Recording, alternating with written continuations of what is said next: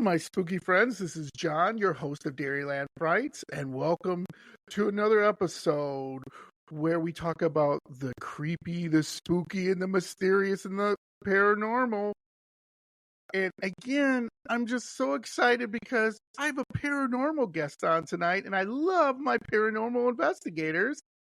I have Christy on from Soul Sisters Paranormal. Welcome, Christy.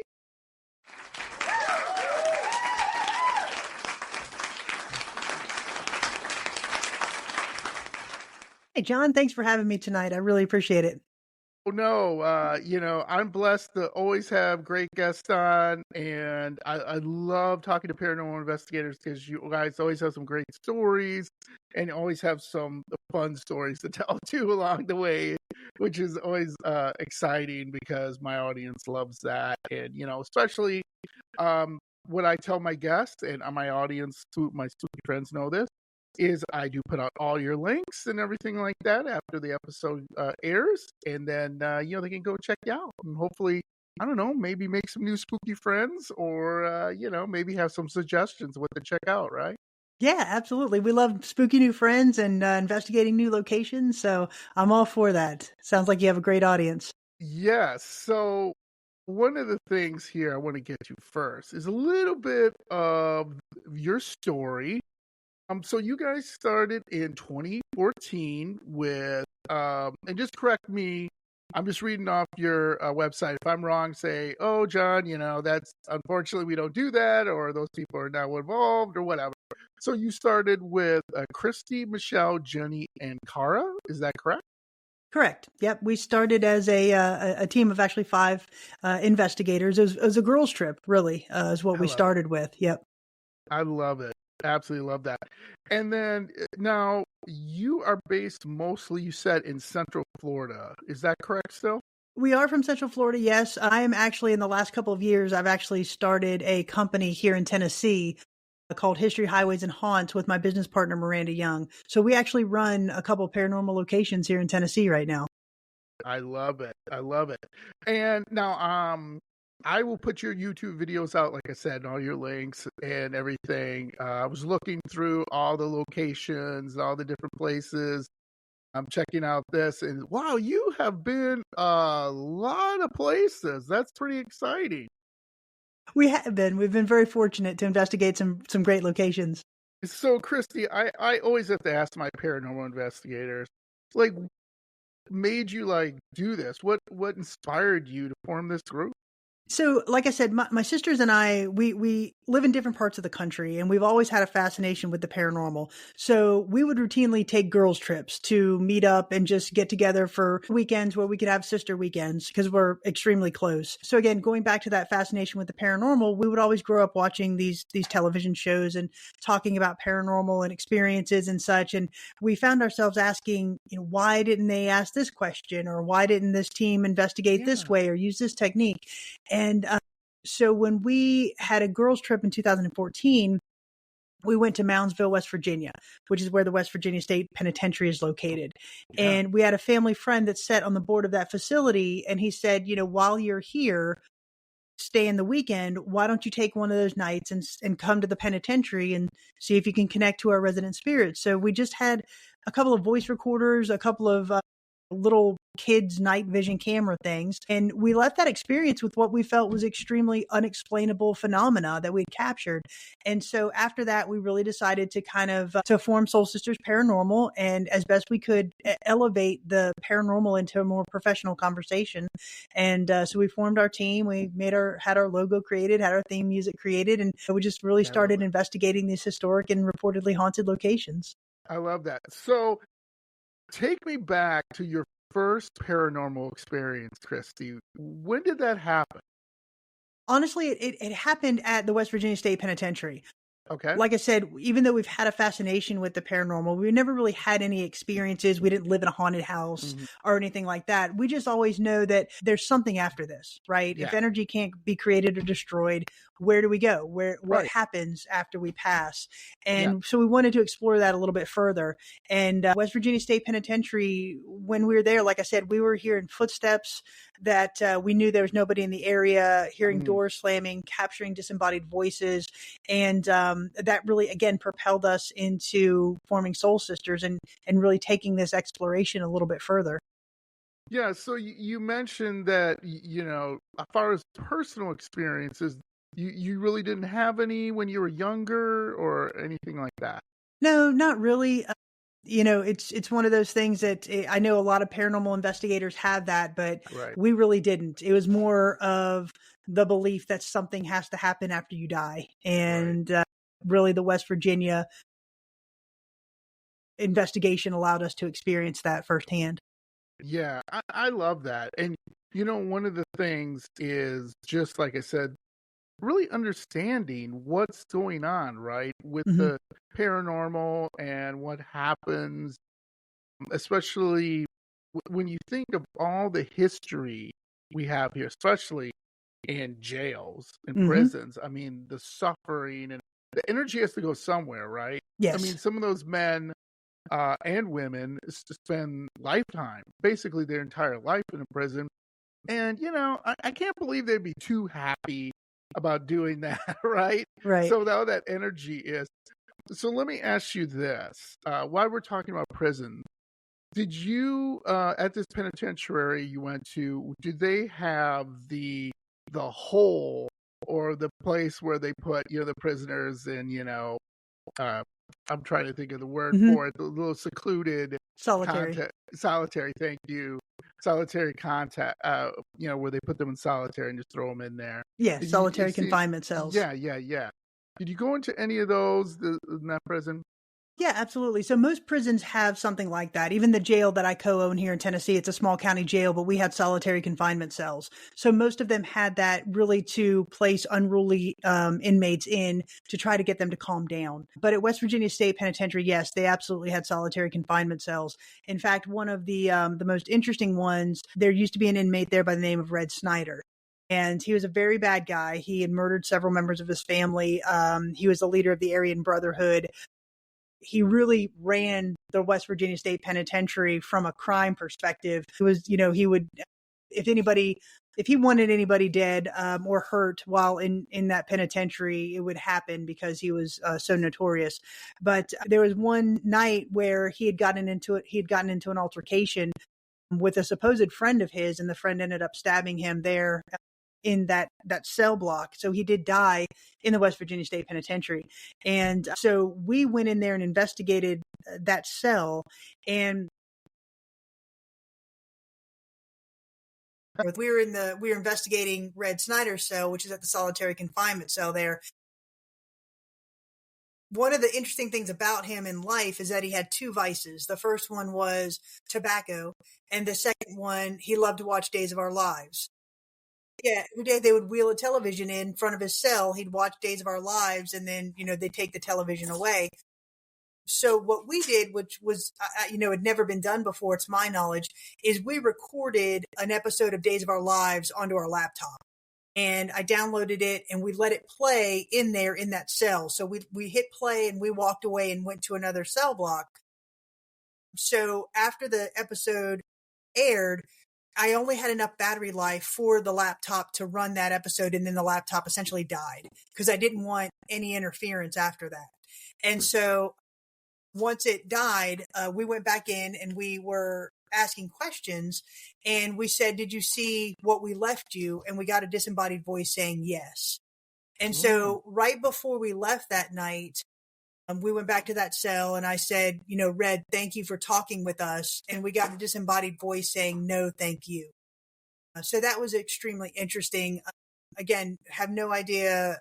We believe it was Red Snyder, but it was a very interesting disembodied voice that we captured. Obviously, there was nobody in the cell at the time when we captured that voice. Okay. Yeah. Yeah. It's really good that you can get something because, as you know, I'm sure you've been on an investigation and it got nothing. Has that ever happened to you where you've been somewhere and nothing happened? Yeah, absolutely. And that's quite frequent. I think sometimes a lot of people watch these television shows or these YouTube channels or these TikTok videos Right. and they think that everything happens all the time, and that's not the case. And honestly, those investigations where we don't get anything really makes the locations that we get something at more valid in my mind. Yes. If you were to go to a place and get something every time, I think I would question that a little bit. But Right. the fact that we have those locations where we don't get anything, it's kind of refreshing sometimes. Yeah, right. Because yeah, you're absolutely right. Like when you see it on the shows, right? People how do you say? They make the mistake of thinking, "Oh, every paranormal investigator goes in, gets a ton of stuff, is scared out of their mind." And what they don't know is that probably that paranormal investigation team probably's been there for a week, maybe Yes. 3 days, Yep. just to get that, right? You're absolutely right. When we investigated Fort Mifflin in Philadelphia, we just happened to be there a couple of weeks after Ghost Hunters or Taps filmed. And to your point, they were there for an entire week and they had to wear the same clothes for continuity of the show. Yeah. And they had to do all this other stuff. And, for us, when we go to a location, we get it maybe 8, 10, 12. Sometimes every now and then you'll get it 24 hours. But for the most part, you're looking for an 8 to 12-hour time frame. And we don't have a production crew. It's just my team and I with some cameras and some voice recorders. And I think the way that we investigate obviously is a little bit different than a scripted show or a produced show. But I love the fact that we can go into some locations, really use the techniques that we know have worked for us, and get some interesting, unexplainable results. But to your point, I think sometimes some of these TV shows do a little bit of a disservice to what we Yeah. do because everybody thinks that it's done in 30 minutes. You have a 15-minute commercial break, and now we're going to have the evidence reveal, right? Absolutely. Absolutely. Now, one thing I noticed on your website, if you still do, you actually do private homes and businesses. Is that correct? We do. We've kind of tapered off a little bit on that. Hmm. If anybody were to call us and need our services, we would absolutely do that. Now, we don't do any type of cleansing or spirit removal or anything like that. That's not what we're about. We're really in it for the scientific aspect of it. Sure. And so we would go in and validate your claims or debunk if we can. There's one instance where a business had called us and they had just moved into this business about 2 or 3 weeks before they called us. And the way the business is set up, it's a storefront, so it's a brick and mortar location. Yeah. It was in a strip plaza, and so the entire front of the store was glass.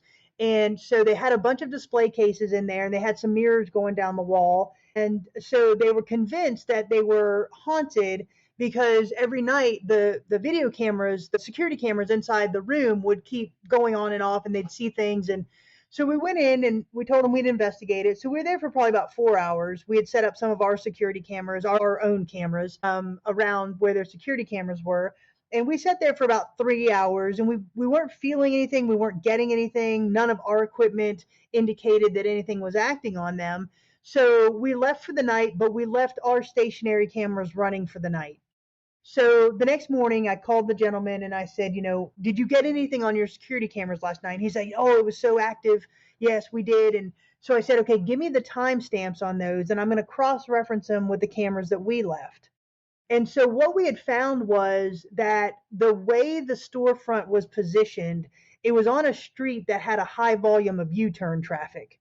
And so when a Oh, car would make a U-turn, the yeah. headlights would come into the storefront, bounce off of these mirrors, and essentially blind the video camera to the point where it would turn off. And it would then click turn back on. So what he was perceiving as paranormal was really environmental. So I told him, if you move the cameras or move the mirrors, I think your quote unquote haunting will go away. And it did. So that's the type of stuff that we try to do. We try to either Yeah. validate your claims or I love it. find a rational explanation for them. Yeah, I love that. That's great because it makes someone feel at ease, right? I Hmm. think that's one of what you like to do with your team, right? You want to make them feel at ease rather than, oh my God, what am I going to do? I'm going to have to sell this place and I'm going to have to, or get a priest or whatever, right? Like, Yeah, you're absolutely right. And, I will say that, we've been doing this since 2014, and we've gone to some of the most reportedly haunted locations in the country. yes. And I've never felt anything evil, demonic, malicious, anything like that. Now, to your point earlier with jails and prisons, there are those locations that have a darker energy. And by darker, I mean not negative, but I mean an energy that's not welcoming, right? So you go into some of these cell blocks in some of these jails or prisons and you have a get out, or they're not interested in speaking with you that night. And that's fine. We will leave those locations and we tell the spirits, if you don't want us here, we'll leave this space. This is your space. We understand that. But there are very few instances where we have found anything that we would consider threatening in any way. And that's another thing to your point. That's what we do when we go to these locations, is to say, okay, first of all, it's very rare that you're going to have something that's evil or demonic or threatening to you and your person. Yeah. And that's good news Hmm. Yeah. because, I've spoken to other paranormal investigators, all across the country, and they all have different stories. And in this one, I have to ask you, Christy, because this one fascinated me. So on here, you have the Velisca Axe Murder House, Yes. and I had a recent discussion with some paranormal investigators who went to it, and they said they went to it and it felt dead. It felt like the energy that had been in there was Hmm. gone. Like the spirits moved on. Does that make any sense? Have you ever been in an area this is a very haunted area and you go in, you go, yeah, I'm not feeling this. Something's off. It doesn't feel like, what's going on. Yeah, and there are some instances where you hear the term over investigated, right? Where Mm, the spirits just don't want to speak to you, or they don't want to engage with you. Fortunately for us, we've been to, like you said, a lot of the haunted places or reportedly haunted locations across the country. We've been to Velisca, we've been to Lizzie Borden, Brushy Mountain, St. Augustine Lighthouse, and these places have obviously been around for a while and have a reputation for being haunted. So they've had a lot of investigators come in. And I think there are instances where there is a location that can be overly investigated, but I think also the way that you go in and attempt to communicate with the spirits is also what is going to lead you to have sure. either a night that you could get activity or not. And by that, I mean, with we don't go in with any bravado. We don't go in with chest thumping. Right. We don't go in with provoking. We literally sit down and try to have a conversation with any spirit in the location. And it's essentially like being invited into somebody's living room. You want to Sure. sit down, you want to make yourself known, and you want to have a casual conversation with them, even if you don't know if you're going to get a response or not. For us, Velisca happened to be very active. We got some things we could not explain, but we also did a lot of investigating outside of the house. We sat outside and got some really cool things there as well. So I think sometimes you can step outside of the physical location, All i.e., right. the walls of the location, and get some interesting things there too, which I don't think a lot of investigators actually think about. But I do think there are instances where things can be overly investigated, but in those instances, you need to change up the questions or change the techniques. And maybe there's a reason why the spirits have moved on. Maybe the reason that they were being held there, or their unfinished business was fulfilled and they were able to move on. I mean, we've had that. That definitely can happen also. Yeah. And I find that very fascinating because, again, spirits, and I feel this way too, are kind of like people, right? I mean, like sometimes you go to your real job and, I don't know, maybe you didn't get any sleep that night, right? And your boss is talking to you and you're kind of nodding your head and you're going, yeah, I got it. I'll get it done. And your boss is like, hey, what's wrong? You don't feel good? What's going on? it's kind of like with spirits too, right? They used to be Yeah, people. That's the way yeah, I feel. absolutely. Does that make sense? Because that's No, yeah, you are absolutely right. You're absolutely right. In fact, I routinely say something similar. It's when people ask me why these spirits talk or why they communicate, it's essentially like you're going through life and you don't want to be invisible, right? Just in your normal yeah, day life, nobody wants to know that they're going through life and they're not being seen. Well, it's the same thing with spirits. They want their stories told, they want their memories to be remembered, and they don't want to be forgotten.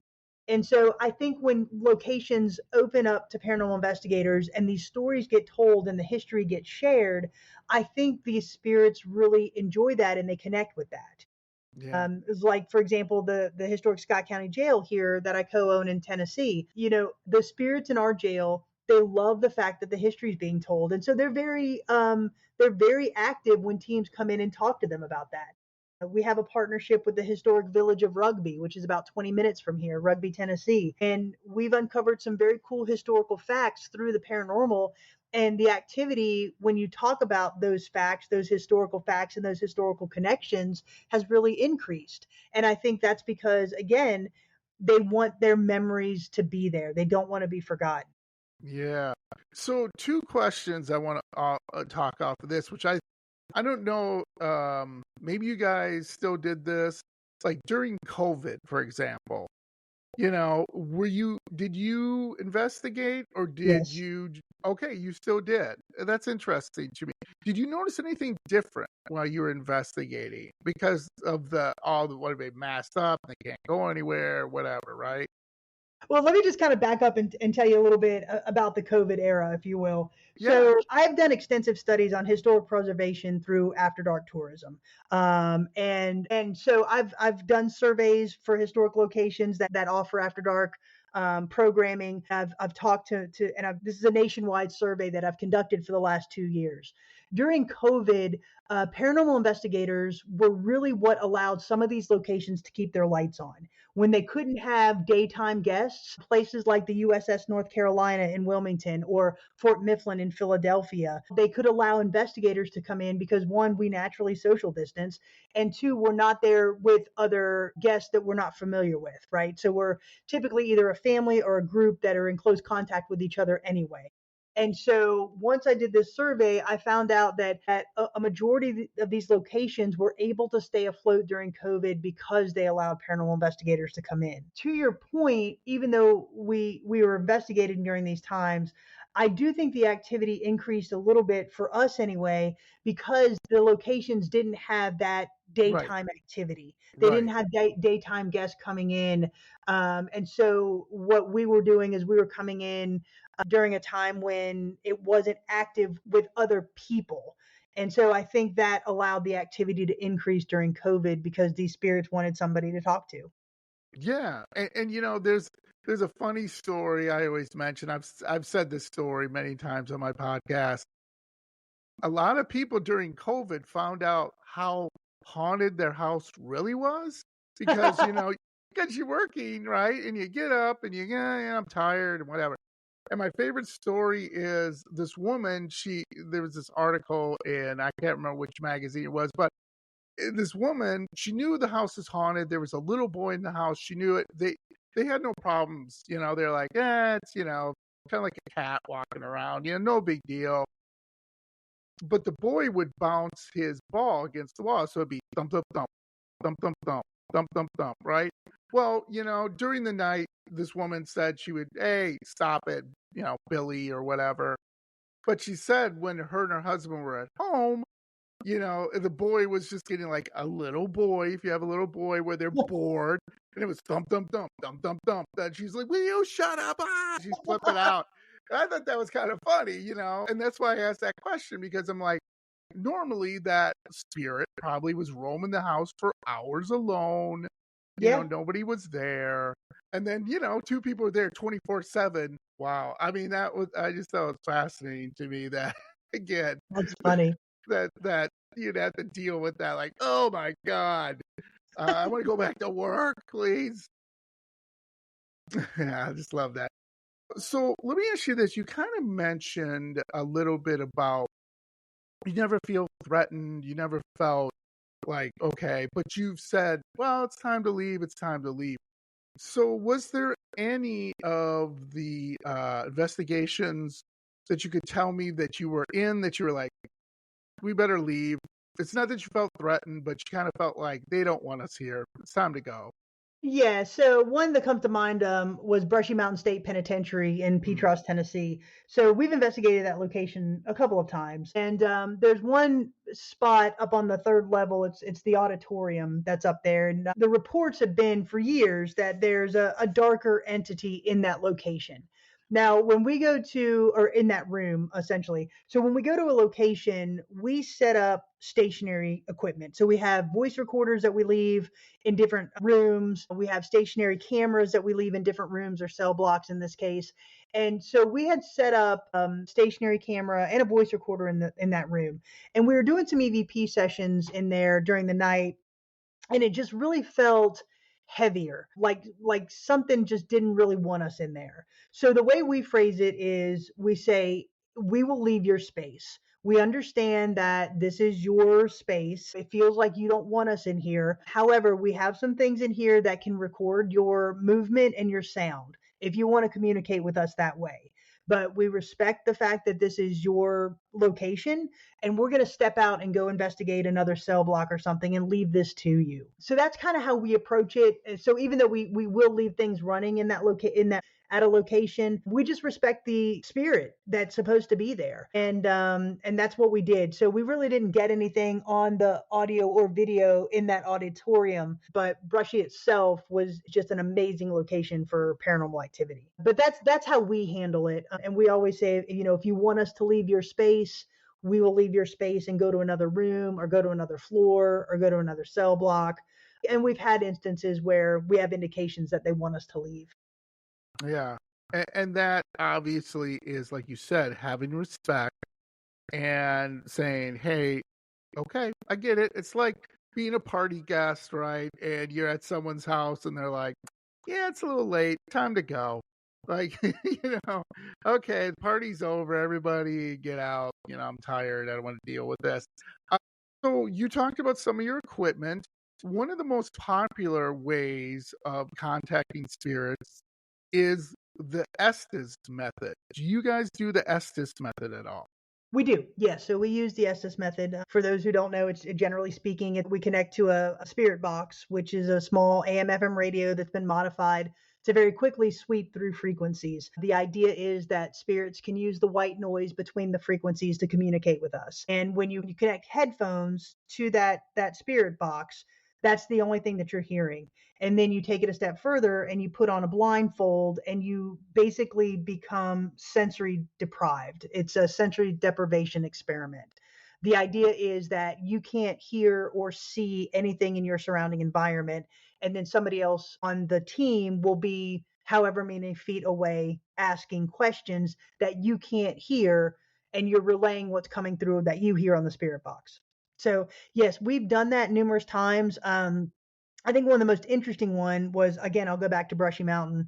And we were actually, this was the second time that we were there. We were investigating with Miranda Young from Ghost Biker Explorations. She's a very good friend of mine. She's also my business partner. So we had gone to Brushy. It was myself, my twin sister Jenny, Miranda, and her camera guy Josh. So there was just the four of us there that night.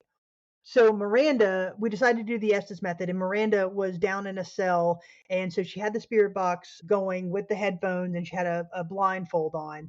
And we were probably about, I don't know, maybe 50 feet away, I guess, down the cell block. We're completely Mm, separated by a cell block. yeah. And so we were asking questions. Again, she cannot hear us, but we were asking things like, what date did you become incarcerated here? And she would yell out a number. And we'd ask for names and she would yell out specific names. Again, she can't hear us. And then there was one time where through the distance, the three of us could hear a motorcycle, sounded like a dirt bike, going over the mountain. So it was very loud. We could hear it very loudly. And so you hear me say to Josh and Jenny, that sounds like motorcycles out there. And Miranda yelled out motorcycle. And again, she could not hear this. She could not hear the motorcycle. She couldn't hear us. So that was very interesting that she is essentially corroborating what I'm saying. So if you go and watch the video of it, it's a really cool Estes method. Yeah. So, favorite piece of equipment? For me is the voice recorders, because most of what we found has been EVP responses, either direct responses or something that we've captured when the voice recorder is left to sit running on its own. So I will never go any investigation without voice recorders. Very quickly climbing up the ranks is the tripwire. I don't know if you've Yes. heard of this or not, Yes, but I have. yeah, so that's become a very interesting piece of equipment. We've gotten some really interesting responses off of that. But for me, if I were to just to go to a location and could only take one thing, it'd be a voice recorder. Yeah. I love that. I love that because I hear voice recorder, iPhone, or cell phone. Like, that's one of the things talking to my paranormal investigators. They're like, if you're going to start paranormal investigating, you don't have to buy hundreds of dollars of equipment. You can just get a voice recorder and your phone and go out and, at least give it a try and see what you can pick up. And then when you start moving up and when you start feeling a little more confident or maybe get a team members and stuff, that's something, obviously you can do with tripwires, Estes method, stuff like that. Because Estes method to me, from what I've heard, can be extremely frightening. I've heard other, and if you have anything to add, please do. What I've heard about with the Estes method is some of my paranormal investigators, and this was the creepiest one I heard, was the woman heard behind you, and she Mm-hmm. went, "Okay, that's it. We need to wrap this up." Because it was like, I'm saying it in a nice way, Yeah, Christy. It wasn't said in a nice way. It was a yeah. very demonic behind you. And she was like, Wow. "Yep, done. I'm Well, out." yeah, and I can understand absolutely where that'd be frightening. That has not happened to me directly in an Estes method, but for me, because of that sense of exploration, I'd be fascinated by that, to tell you the truth. But the Estes method is valid. It's one of those things where we have gotten responses, and I know other teams have gotten responses that I just can't explain. So, for example, I'll tell you another quick example. Yeah. We had a team, and they got this on video. We had a team here investigating the historic Scott County Jail here in Tennessee, and so they were upstairs in one of the maximum security cells. Now, the jail was in operation from 1904 to 2008, and then it sat vacant, and so now we have it as the museum and what we call a paranormal research center. So inside of this cell, if you were to step on one of these bunks, the original light fixture is there from when it was in operation as a jail. So there were a few women inside this cell, and they were doing the Estes method, and they were just asking questions. And so the one woman was sitting on the bunk with the headphones and the blindfold on, obviously couldn't hear or see anything that's going on. And the other ladies were just kind of walking around this cell asking questions as they're walking around. Well, I don't know what prompted one of these ladies to do this, but she stepped up onto the bunk and she just ran her finger over the light fixture that's attached to the ceiling in this cell. Hmm. And she dislodged a hair comb that had been shoved up in there, right? So an inmate had put this comb up there when it was in a jail, when it was operation as a jail, and it had never been found. So as soon as she pulled this comb down, she's looking at it for a minute, and the woman that's doing the Estes method, she said, "Put it back." Ooh. Yeah, so the woman put the comb back, but it was very interesting that that was the response, because obviously the woman under the Estes method couldn't see what had just happened. Yeah, well, that's a good one too. You didn't mention one of my favorites because I always laugh at this because I have two cats and a dog. Cat balls. Yeah, yeah, I don't know why I'm laughing, Christy, but I just think it's just super funny that, the cat balls I have upstairs, they're like, right? It yeah. works. Yeah. No, we have some of those in our arsenal as well. Paranormal investigators find them very helpful here at the jail. They do move on occasion here at the jail, not just turn on, they will actually start to roll here which is kind of interesting. So we do use those as well. So we have a whole, like I said, arsenal of different pieces of equipment. And going back to your original statement on it, personally, we don't use phones. We don't use iPhones. We'll use some to record sometimes. But like apps and such, we don't use any apps. Anytime we go into a location, our phones are always on either off or they're on airplane mode. Just because I feel that because of the microphone and the location data, things can be influenced by your phone. And so we don't turn those on at all when we're in a location. But yeah, cat balls, the spirit box. I love the spirit box, trip wires, the REM pod, the EDI box, the EDI plus box. We love that tool. So we have a variety of equipment that we go to when in each location. Yeah, and I think that everyone, again, going back to what we were originally saying earlier on here, is you have all this equipment, and then sometimes nothing. Yeah, yeah, Nothing happens. right. And that's why I think at least my opinion, I haven't really done investigations. I would love to go on if I'm ever in your area. I've told all my paranormal investigator friends, if I'm ever in your area, I'll give you a call and I'll be out Yeah. there and we'll do an investigation together. You guys can show me the ropes. One of the things, though, is with that is that's why you need all that equipment, right? Because you might miss something, right? If you don't have this or the other thing. Is that kind of one of the reasons you have the equipment, or other reasons you using it? Well, that's the perception, honestly. There are things that'll happen in locations. The reason we use equipment is because we like to get validation from Yeah, certain things that happen, right? If you're in a location and a cat ball rolls, that's pretty cool. But if you're in a location and a cat ball rolls, the tripwire goes off, you get an EVP and a hit on the EDI box, now you start to build your case that something unexplainable is in that room or in that location. And so really what we use our equipment for is to validate other pieces of equipment and other things that we're experiencing. But a true investigation, you can go in, to your point earlier, with just a voice recorder and get some very interesting things. Now, you mentioned that a lot of paranormal investigators will go to a location and not get anything. I also think the method of investigation is extremely important as well. So I think what has become very prominent in paranormal investigation right now is you go in, you record live, and you're in the moment, and what you experience is that's what you experience, right? You get in, you get out, and you're done. yeah. For us, we approach it a little bit differently. I guess you can call us old school. So like I said, we go in, we have 10 stationary voice recorders with 12 stationary Mm, cameras. We set all of that up. And then when we're done with the investigation, we sit and watch all of it and we sit and listen to all of it. So if I've got 10 voice recorders running for 10 hours, I'm listening to 100 hours of audio. And that is how we conduct our investigation. So when somebody says they missed something or nothing happened, it yeah, may be because they're not listening or they're not watching. Now, again, not to say that we're better than anybody else or anything like that. That's just how we conduct our investigations.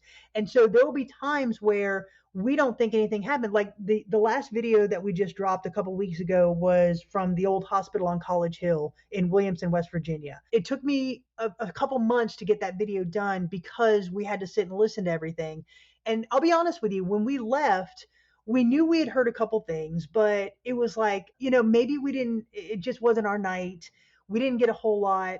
But when I started listening to the audio, we had some amazing things happen. And then right. when I started watching the video, we had balls rolling on their own. We heard footsteps. We saw things coming through the hallway that we did not know happened because these are all stationary pieces of equipment that were recording when we weren't there. So that's how we investigate. And I think because of that, we've been very fortunate to get one or two things at least at most of the locations we've gone to.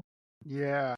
And just looking through all the locations, and again, my spooky friends, when I put these links out, they're amazing videos, amazing EVPs. There's a lot. So we ain't go through all of them. And there's more on their YouTube, which I was watching too. It's amazing. I mean, Oh, I thank love you. it. Soul Sisters, you probably one of my favorite paranormal groups because it looks like you guys do a very thorough job. Like you said, not that you're better than anyone, you just do it differently. And that's fine. That's great. By the way, they have some really nice merchandise. So I don't know if you guys still sell that. If you Yeah, we do, do. check that out, my spooky friends, because they have the cool stuff. What's your favorite location? It looks like the jail. I'm guessing the jail or a jail. You know, first of all, the locations that we go to, the history behind each of them is so unique. Yes. Brushy Mountain is much different than Hales Bar Dam, which is much different than the St. Augustine Lighthouse. So to be able to go to these locations and have a very tactile experience with the history itself Hmm. is fascinating for every investigation that we go to. Yeah. Now, granted, I am kind of partial to the historic Scott County Jail because it is the one that my business partner and I co-own, and we're here all the time. So we have a very interesting connection to our Yeah. spirits here. Sure. But as far as investigations that we've done, I can honestly say the Ma Barker house in Central Ooh. Florida was probably my favorite location simply for the fact of I had complete control of that environment. So by that I mean this okay, so this house was the site of the 1935 shootout between Ma and Fred Barker and members of the FBI gang Yeah. or the members of the FBI. So Ma and Fred Barker were members of the Barker Carpus gang, one of the most prolific gangs in the early 1920s into the mid 1920s, and so they had used this house as a hideout. Well, long story short, gun battle ensued in 1935, January 16th, 1935, and Ma and Fred were killed in this house. Now, the house remained in the family of the person that they rented it from really up until 2009 when Marion County, Florida bought the house and then they moved it to a new location. So they put it on a barge and they floated it across Lake Weir about 2 miles, and it now sits in a field where there's no power to it, there's no water to it. You have to have a four-wheel drive vehicle to get back to it. And so, like I said, that ensured that I had complete control of this environment. And so it was a 2-night investigation. So the first night we went in and we set up stationary equipment and we set up cameras and voice recorders. And I had actually pre recorded questions on a recorder. And I hit play, and those questions ran for about an hour, and we left. So there was nobody in the house, but I wanted questions to be asked in the house, even though we weren't there. So the pre recorded questions played through for about an hour, and we had gone. And so then I wanted to see what the house would do on its own when nobody was there. So we went back and we got that equipment the next day, and we started listening to it, and we captured some unexplainable things. There were doors opening. There was a point where a chair sounded like it got pulled out of a room, and we captured a couple disembodied voices. And so we went back 3 nights later, and it was just Jenny and myself, and we were there for about 4 hours. And again, complete control of this environment, and we were capturing things that I can't explain. The spirit box had some interesting things. The REM pod was giving responses. We heard disembodied voices. So to me, that was just because it was such an environment that I could really control, if that makes sense. That Yeah. to me makes it my best investigation, or the one I'm Ye- most proud of. Yeah, that's amazing. And I love it, Christy, that you love your history. I'm a big history guy myself. And everywhere you go, there's history. And I think whether it's a big like Ma Barker or something, where someone, in a residence where somebody maybe a past in the house and their spirit won't leave or something like that. It's still history in there. And I think that's something that always fascinates me. So one thing, I haven't watched all your videos. I watched some of them, and eventually I will watch all of them because they're all really great. I really get a Thank kick you. out of them. I don't see Bobby Mackey on here.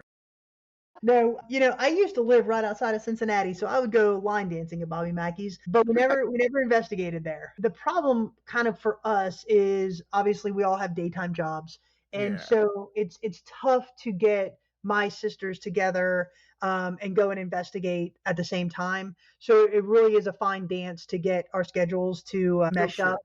So after COVID, really, Soul Sisters kind of went down to my twin sister and I. So we do the bulk of the investigations now. Michelle and Cara and Kim sometimes will join when they can.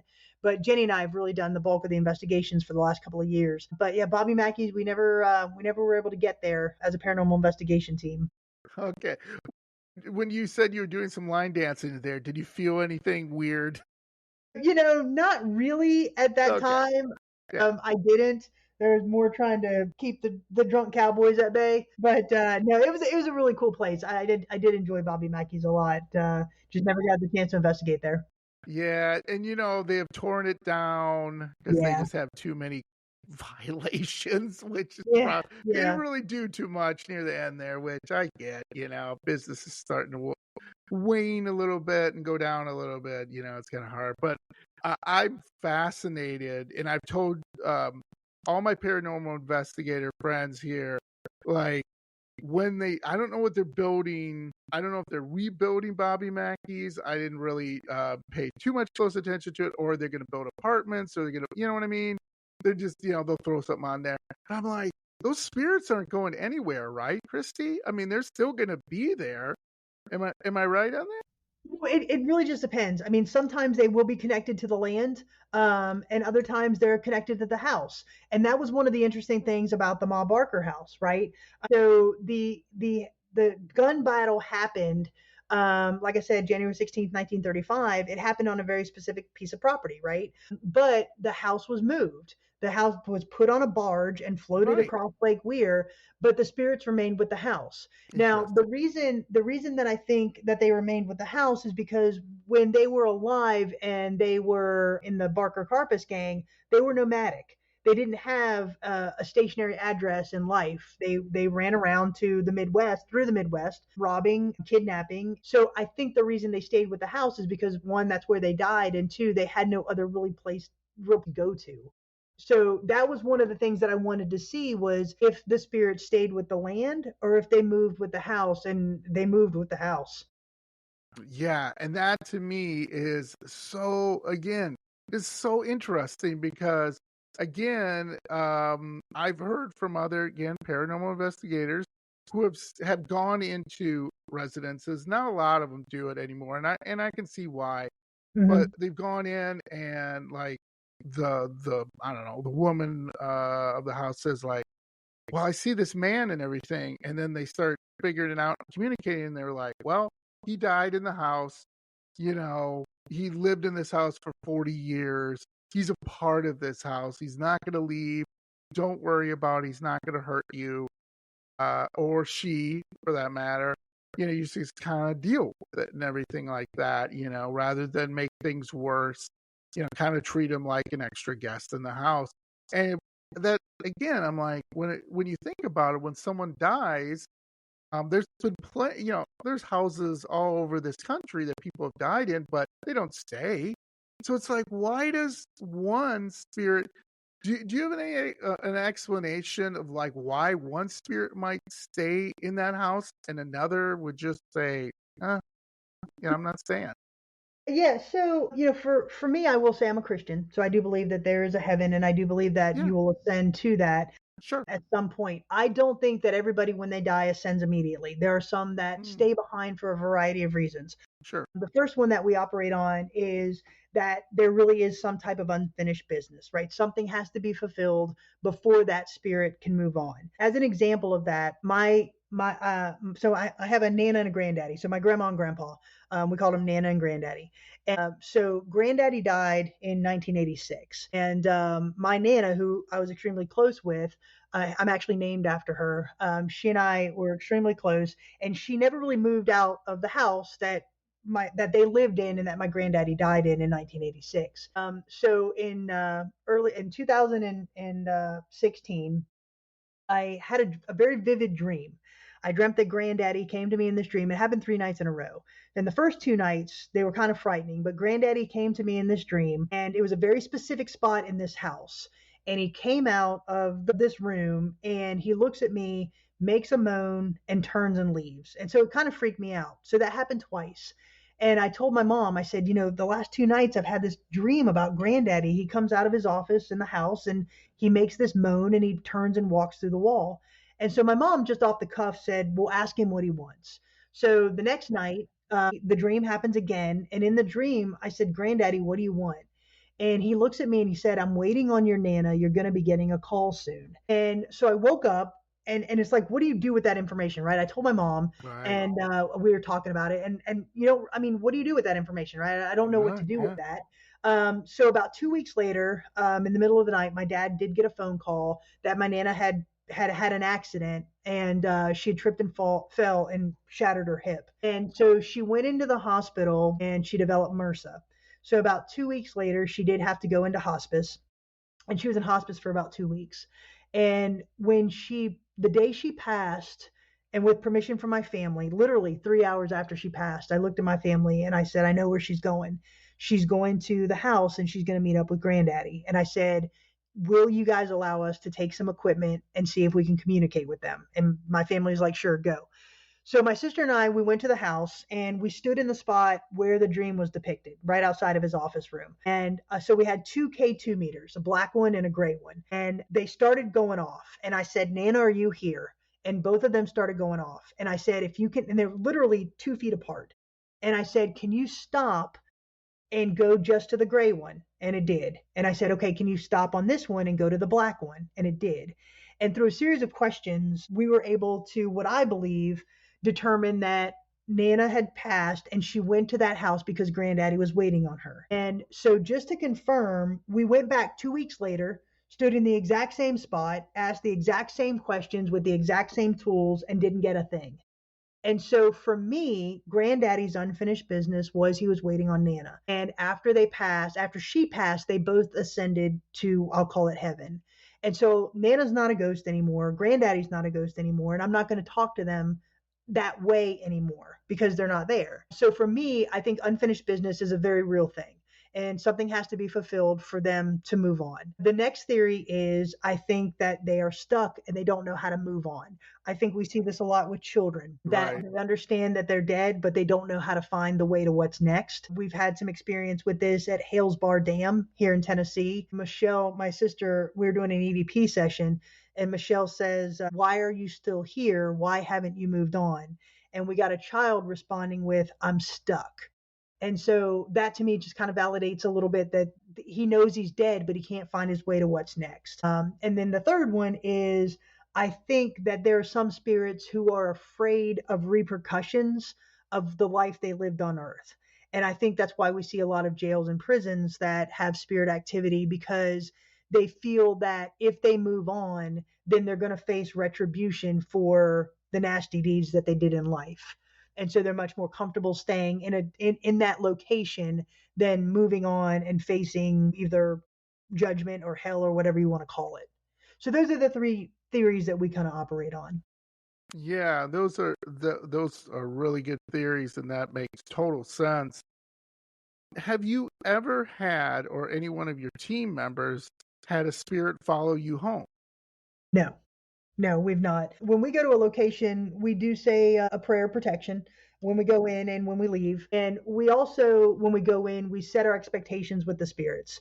And we say, listen, my name is Christy. This is Jenny, Michelle, so on. We're here to just communicate with you, to get your story, to connect you with the history of this location. We're not going to ask you to leave, and you can't come with us when we leave. You cannot harm us in any way. If we give you permission to touch us, that's the only way you can touch us. Otherwise, we're not going to hurt you and you can't hurt us. And so we set those expectations as soon as we walk through the threshold of the door of the location. And for us, it's served us well because we've never had anything follow us home before. It's really good because I know it's kind of a mixed bag. Mm-hmm. I've had some other paranormal investigation teams said yes, they've had that, and some really spooky, creepy instances where even they were a little scared. But it doesn't seem like it happens a lot, which is a good thing. Do you guys ever? Maybe I missed this, and I apologize if I did. But do you guys ever do graveyards or cemeteries? We have on occasion, honestly, John, for us, cemeteries aren't that active. Hmm. There's been a couple of times where we've heard a couple of things that we can't explain. The cemetery at Rugby has some interesting things. There's twice where we've heard what we thought was a carriage wagon coming up the Oh, drive to the cemetery, but we've never really capture a lot of activity at a cemetery. And for me, I just think it's a place that the physical body of a person is there, but why would a spirit stay there? Yeah. Unless it was to stay with the physical body. But for me personally, most of what we've experienced have been in a brick and mortar location, in something that has walls. And to your point earlier, you brought it up earlier, where most of these locations have had some experience where that energy is permeated into the walls. And, like Trans Allegheny or Brushy Mountain or West Virginia or here at our jail, it just has seen so much during its history and its lifespan that those things are just permeated there. And I think that's why they're so active. But yeah, for us, cemeteries and graveyards and such, we haven't really had a lot of activity at those. The other thing I'm curious here, what about churches? That always is interesting to me. Maybe like an older church, because I see some paranormal investigators do churches. What do you think of that? Because like when we were talking about, I mean, a lot of energy is in that church. Hopefully positive, but I'm sure people people remember. Unfortunately, churches sometimes were not used for prayer and everything. Sometimes they were used for persecution of witches or maybe something else, rather than unfortunately having sermons and prayer. And that always fascinates me too, especially abandoned churches, because I know there are abandoned churches out there where paranormal investigators have seen quite a bit of stuff. Have you ever looked into that, or is there any reason why you wouldn't do it? Yeah, no, it's funny you brought that up. Actually, Miranda Young from Goes Back to Explorations and we investigated a church on Halloween night. Nice. We were able to get into a church. So the church was built in 1940, Hmm. and it was in operation as a church until 2000. And then it turned into a funeral home. They didn't do any embalmings there, but they just held funeral services there, Yeah. really up until about 2000 and I think 12 or 13, and then it said vacant. So it's been vacant since that time. So we were able to get in there and had some interesting things happen. The tripwire had some cool things happen on the tripwire. The EDI box. Miranda likes to use the flashlights for the flashlight method, and so we got some cool things with that. And to your point, you have these essentially communal buildings where Yeah. a lot of things happen, right? Weddings, funerals, community meetings at some point. And Yeah. all of this, in my mind, especially if it's an older church, the walls see this, right? The Yes. history is permeated into the walls. And Hmm. so I think that's the reason why the energy is there. And I think that's why churches, and like this one, like I said, it doubled as a funeral home. So while bodies weren't embalmed there, you did have people mourn there. Right. And mourning, if you get 100 people and they're all Yeah. mourning in this great release of that sadness and that energy, I think it sticks with the building. The building sees that, Yeah. for lack of a better term. And I Right. think that's the reason why there's activity there.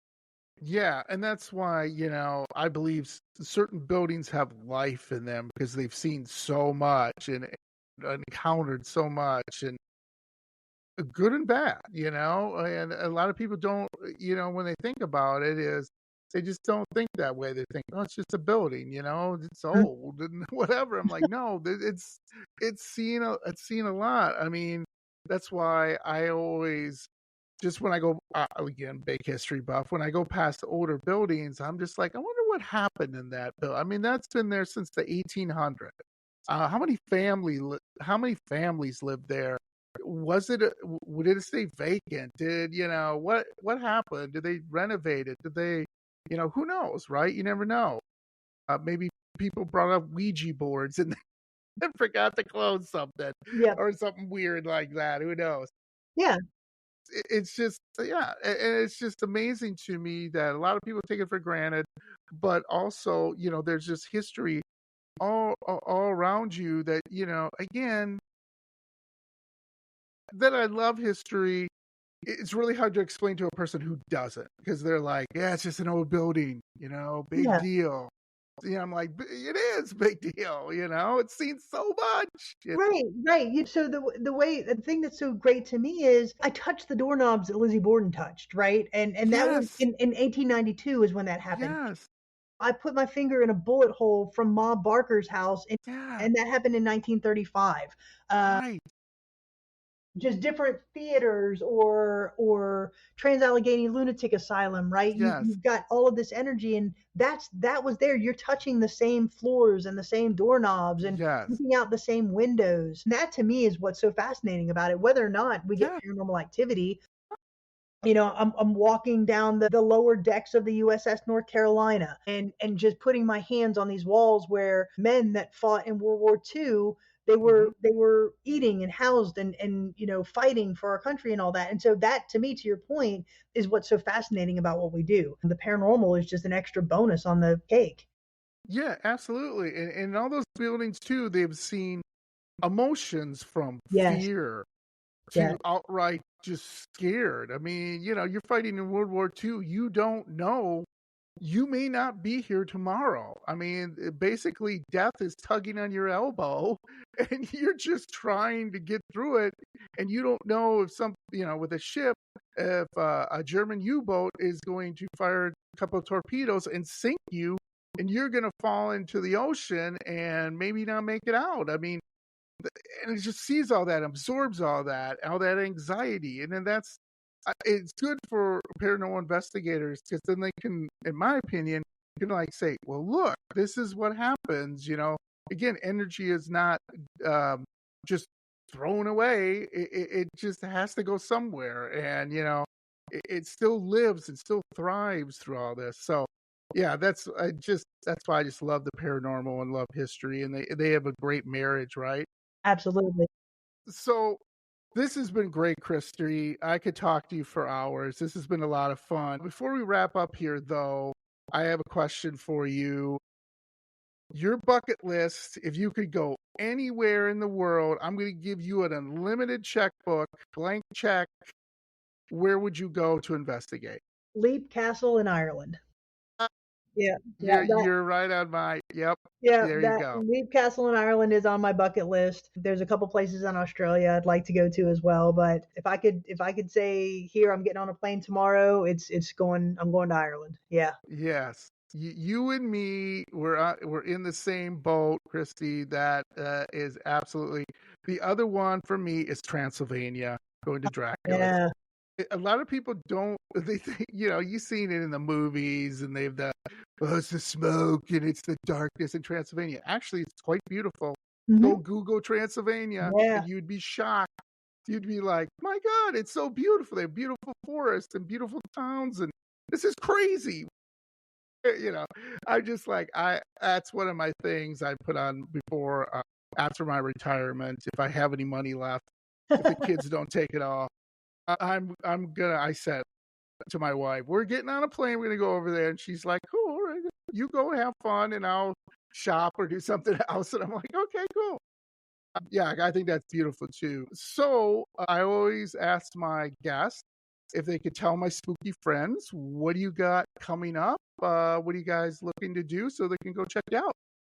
Well, as I said before, I currently co-own the historic Scott County Jail here in Huntsville, Tennessee. So we're about an hour outside of Knoxville. So we have paranormal investigations here. We have guided ghost hunts. We have lantern tours, flashlight tours. So we do those on a weekly basis. So if you want to come and experience the jail, we are listed now as one of the top 5 haunted locations in the state of Tennessee. So we have paranormal investigators from all over the country come to the historic Scott County Jail. If you want any information on that, the website is www.historicscottcojail.com. We've also formed a partnership with Historic Rugby, Tennessee, which is about 20 minutes from here. It's a utopian village that was formed in 1880 and operated as a Christian socialist society, really up from 1880 to 1900. So there's still 14 of the original 68 structures that were built in early 1880 there that you can investigate. So we run all of their after dark programming. So we have lantern tours, again, guided ghost hunts, paranormal investigations. So if you want to find out any information on that, go to www.historyhighways historyhighwayshaunts.com, historyhighwayshaunts.com, and all the information about historic rugby is there. I love it. Christy, thank you so much. I had an amazing time. I learned so much, and hopefully we can have you on again sometime. Maybe bring some of your teammates on. You bring your sister, or whoever you would like to bring, and talk a little bit more, get a little more into the history, because that's what I love the most. And we'll put all the links out there, so hopefully you can reach out. And like I said, I do have spooky friends in your area who like listening to my podcast. So if you're in the area, like I said, reach out to Christy. I'm sure she would have a great time, and point you in the right direction, and take a tour and really enjoy the history. And hopefully maybe you'll see a ghost or an apparition or something, or at least maybe hear something, who knows? And if you don't, if you don't, it's still fun, right? Absolutely. A lot of history here for sure. All right. Thanks, Christy. Thank you. You take care. We'll talk later. Thanks. Have a good night. You too. Bye-bye.